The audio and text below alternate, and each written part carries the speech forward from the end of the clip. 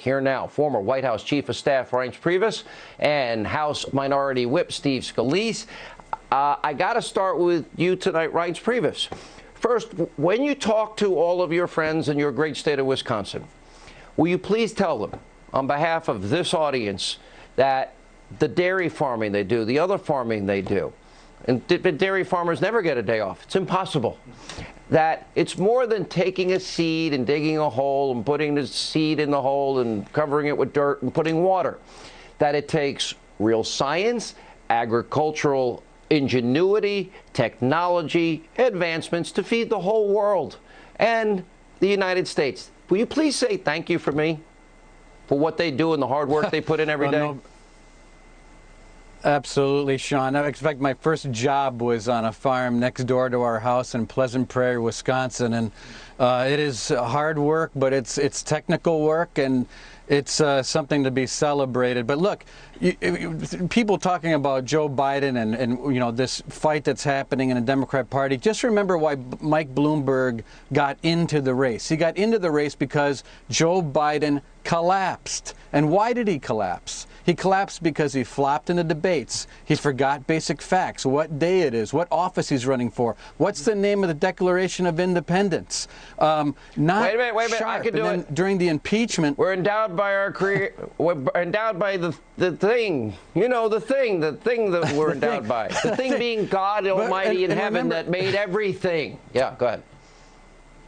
And remember, during the impeachment, what happened at the end of in that impeachment? Exposed for family corruption, and then Donald Trump started beating head-to-head for the first time in a long time Joe Biden in Wisconsin and throughout the Midwest. I led the debate prep for the president during the last campaign. And you know, besides all the socialistic policies that Joe Biden adopted, he's got the same exposure on TPP, NAFTA, China, and Social Security, Medicaid, so many other issues. But it's so much of the same, but yet he's adopting all these other things. And I think people just need to calm down, be careful what you wish for, and focus in on the accomplishments of this administration. You know, Steve Scalise, the big underreported story all week is the president in Texas had more votes than Bernie, Biden, and Warren combined. This is an uncontested primary. The highest turnout in the great state of Colorado in the last 3 presidential primaries. Records shattered in every single solitary state in terms of turnout in an uncontested election. What can we glean from that? Well, Sean, it's exactly what's happening out there. I've seen the enthusiasm firsthand. And, you know, you go to these Trump rallies with the president. And I went to Iowa with No, this you team. go to the Trump rallies. I'm not allowed to go. I got to work.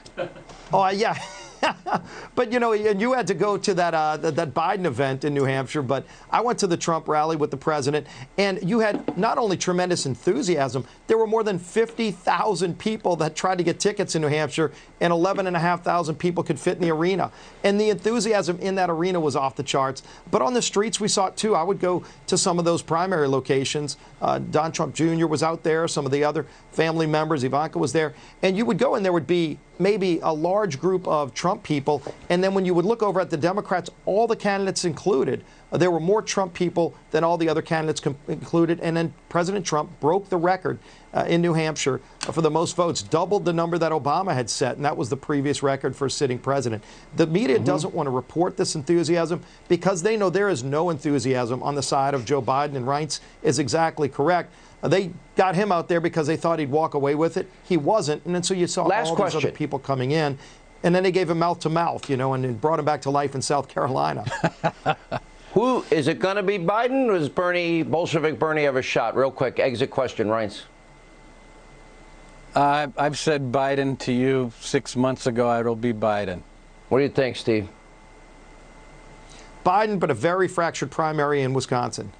Yeah, and good luck. At their convention. Good luck, Joe. You know, they're trying to hide this gaffe problem, whether he has the energy, the stamina needed for the most important job. That's a real question, just like Burisma is a real question. And his radical agenda, we will vet it every night here. Thank you both.